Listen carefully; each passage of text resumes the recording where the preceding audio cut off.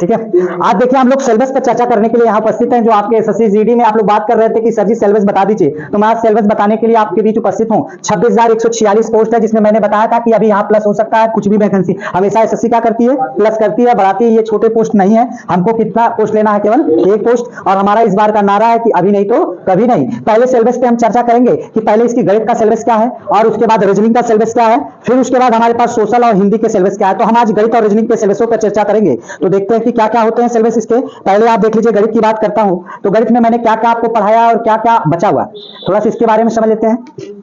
गणित में आपका क्या क्या पढ़ा गया, देखिए ये जो प्राथमिक गणित होती है, आपका एलिमेंट्री मैथमेटिक्स की बात होगी, ठीक है। तो सबसे पहले हमारे पास क्या होगा, किसके बारे में हमें पढ़ना है, थोड़ा सा ध्यान दीजिएगा, नंबर सिस्टम के बारे में, संख्या पद्धति। संख्या पद्धति के कम से कम मैं 200 क्वेश्चनों की शीट आपके बीच लाने वाला हूं। बस इसके बाद पहले संख्या पद्धति की ही शीट लाऊंगा, और उसमें 200 क्वेश्चन जो हाल ही में प्रश्न पूछे गए उनके क्वेश्चन होंगे। दूसरी चीज, पूर्ण संख्याओं की गणना, ठीक, संपूर्ण संख्याओं की गणना। ऐसा मैंने शीट तैयार किया है कि इसमें जो है संख्या पद्धति और संपूर्ण संख्याओं की गणना, ये दोनों आ जाएंगे, ठीक है। फिर उसके बाद अगर बात की जाएगी, थोड़ा सा ध्यान दीजिएगा, इसी में मैंने आपको बता दूं दशमलव और अंश और संख्याओं के बीच संबंध, या भी इसी में मैंने इंक्लूड किया। मतलब ऐसी शीट तैयार की कि 4 चैप्टर आपको कंप्लीट कराएगा। कौन कौन से, संख्या पद्धति कंप्लीट करा देगा, संपूर्ण संख्याओं की गणना कंप्लीट करा देगा, आपका दशमलव और अंश संख्याओं के बीच संबंध ये आपको कंप्लीट कराया जाएगा यहीं से।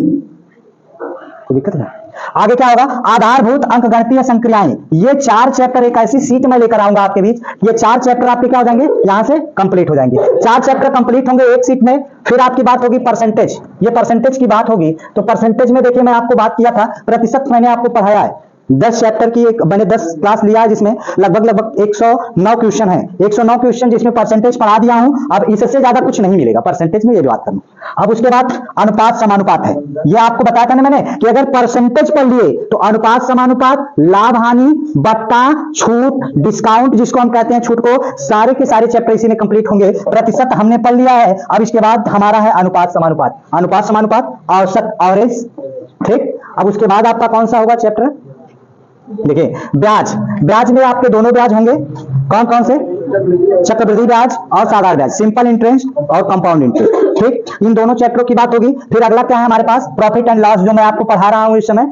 आज तीसरी क्लास होगी प्रॉफिट एंड लॉस की। प्रॉफिट एंड लॉस अगर आज खत्म किया जाएगा तो तीसरी क्लास होगी हमारी। प्रॉफिट एंड लॉस पढ़ाने के बाद मैं आपको बताया कि 100 क्वेश्चनों का ये प्रॉफिट एंड लॉस की पीडीएफ होगी। आपको टेलीग्राम पे भी जाके आप ज्वाइन करके वहां से प्राप्त करेंगे, ठीक है। बाकी आपकी बात होगी ये छूट, डिस्काउंट और प्रॉफिट एंड लॉस अगर मैं पढ़ाऊंगा तो उसी लगे हाथ कौन सा पढ़ा दूंगा, छूट डिस्काउंट की भी 100 प्रश्नों की पीडीएफ लेके आया हूं, इसको भी पढ़ा दिया जाएगा। फिर समय और काम, जिसको टाइम एंड वर्क, एक मैं आपको एक सूत्र बताऊंगा टाइम एंड वर्क में, पूरा टाइम एंड वर्क खत्म हो जाएगा। टाइम एंड वर्क में एक सूत्र, वो चाहे काम छोड़ के भागे या काम आके करे, या फिर 2 दिन बाद करे, या बारी बारी से करे, चाहे 4 लोग करे, चाहे 3 लोग करे, चाहे 2 लोग करे, चाहे वो औरत आदमी मिलकर करे, सारे क्वेश्चनों को मैं एक साथ लाऊंगा और सबके सब टाइम एंड वर्क में आपका खत्म हो जाएगा। और वहीं पे आपका समय और दूरी, टाइम एंड डिस्टेंस होगी, चाल बराबर दूरी बटा समय, इसकी बात होगी। अनुपात समानुपात 2 बार हो चुका है, यही आपका सिलेबस है, एक बार आप कंप्लीट कर सकते हैं। सबसे पहले क्या होगा, संख्या पद्धति, संपूर्ण संख्याओं की गणना। ये मैंने कहा ना, ये 4 चैप्टर एक में कंप्लीट हो जाएंगे। प्रतिशत मैं कंप्लीट कर चुका हूं, आप वीडियो देख सकते हैं। कुछ इसके संख्या पद्धति के मैंने आपकी वीडियो करवाया है, ठीक है, उसको एक बार पढ़ लीजिएगा। अनुपात समानुपात बचेगा, औसत, ब्याज और लाभ हानि करवा रहा हूं, डिस्काउंट इसी के साथ करवा दूंगा।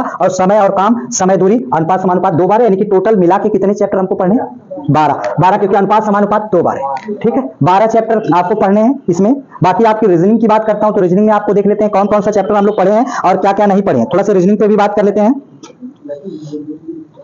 ठीक। ये रहा आपका रीजनिंग। देखिए सामान्य बुद्धि, अगर आपकी बात हो सामान्य बुद्धि या रीजनिंग की बात हो, जनरल इंटेलिजेंस की बात हो, तो सबसे पहले मैं आपको बता दूं सादृश्यता, एनालॉजी पढ़ाया हूं, वीडियो है भी इसकी, ठीक। एनालॉजी पढ़ा दिया हूं, समानताएं और असमानताएं, सिमिलरिटीज एंड डिफरेंसेस। तो मतलब क्या होगा, आपका क्या है, समानता और असमानता। कौन, जैसे आपको 4 दे देगा, 4 में आपका क्या होगा, 3 समान होंगे और एक भिन्न होगा। और वह समानता कैसे हो सकते हैं, शब्दों से भी हो सकते हैं और मुद्राओं से भी हो सकते हैं, राज्य की राजधानी, इन सब चीजों से हो सकती हैं। फिर उसके बाद आपका अल्फाबेट में भी हो सकता है, अल्फाबेट में ABCD में भी हो सकता है और अंकों में भी हो सकता है, डिजिट में हो सकता है, ठीक है। डिजिट में जैसे अगर मैं आपसे कह दूं यहाँ पे एक 64 है, यहाँ 81 है, 49 है और कितना है आपका 36, यहाँ मान लीजिए आपका मैं कह दूं 100। अब बताइए इनमें से कौन सा भिन्न हो गया, कौन सा भिन्न मार्क आएंगे, 100। 100 मारेंगे? कौन सा लॉजिकल बताइए? 49। देखिए है कोई ऐसा? ये आपका 10+2 CHSL का क्वेश्चन है 2012 का। गलत। ये 64 आपको 4 का भी वर्ग मिलता है, 4 का घन भी मिलता है, 8 का वर्ग भी मिलता है, ये क्यों? ठीक है। और यहां से ये 100 ये केवल वर्ग मिलते हैं। 10 का स्क्वायर ये कितना? 7 का स्क्वायर ये 6 का स्क्वायर। ये CHSL का क्वेश्चन था। हाँ हार्ड कहा है? तो सम विषम देखेंगे तो वर्ग वाला तो लॉजिक लग रहा है, वर्ग वाला तो लॉजिक लग रहा है। ठीक है, तो ये माना था, एसएससी ने माना था इस क्वेश्चन।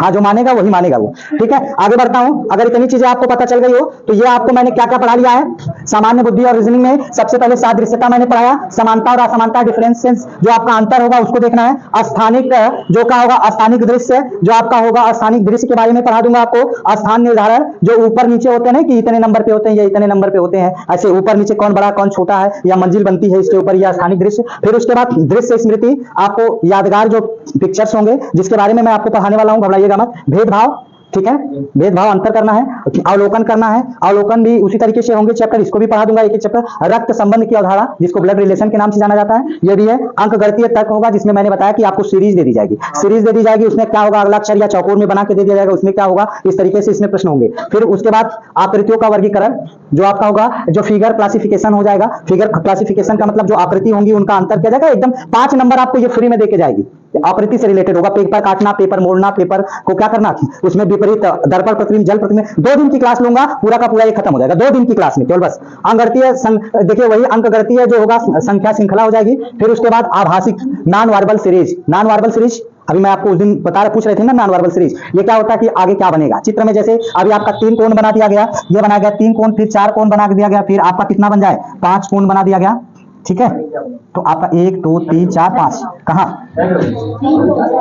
अच्छा यहां से इसको यहां से हटा देते हैं। देखिए जैसे ये आपका बन गया, ये बन गया, ये 5 कोण हो गया। 5 कोण के बाद कितना होगा 6 कोण, या फिर इसी तरीके से आगे बनेगा, ये नॉन वर्बल सीरीज हो जाएगी। और फिर उसके बाद सांकेतिक भाव होंगे जिसको कोडिंग डिकोडिंग, अभी कोडिंग डिकोडिंग का चैप्टर चल रहा है, इससे भी ये मिला कि 5 नंबर आपको देके जाएगा जो आपका चल रही है सीरीज। ठीक है, कोडिंग डिकोडिंग की भी सीरीज आपके पास 110 क्वेश्चनों की है लगभग, और इन सबको मिला के इस बार क्या होगा, अभी नहीं तो कभी नहीं, ये सिलेबस हमारा होगा। और इसके हिसाब से आपको क्या करना है, चलना है, एक एक करके आप पढ़ते रहिएगा। फिलहाल अब मैं लेके आता हूं आपको, ये आज का सिलेबस था मैथ और रीजनिंग का। मैथ और रीजनिंग का अगर देखना चाहें तो एक बार आप वीडियो पुश करके सब क्वेश्चन का वो लिख लीजिएगा। ठीक है, सदृश्यता, समानताएं और असमानताएं, स्थानिक दृश्य, स्थान निर्धारण, दृश्य स्मृति, भेदभाव, अवलोकन, रक्त संबंधी अवधारणा, अंकगणितीय तर्क, गणितीय आकृतियों का वर्गीकरण, अंकगणितीय संख्याओं की श्रृंखला, आभासिक और सांकेतिक भाव।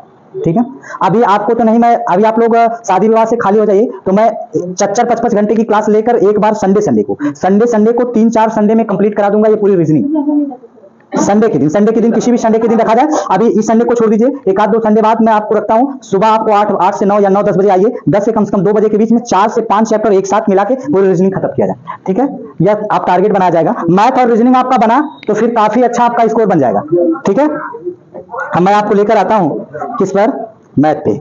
आज की मैथ हिंदी का दिखा दूंगा, कल दिखा दूंगा, थोड़ा सा हम लोग को उस पर भी चलने दीजिए, मैथ पे भी।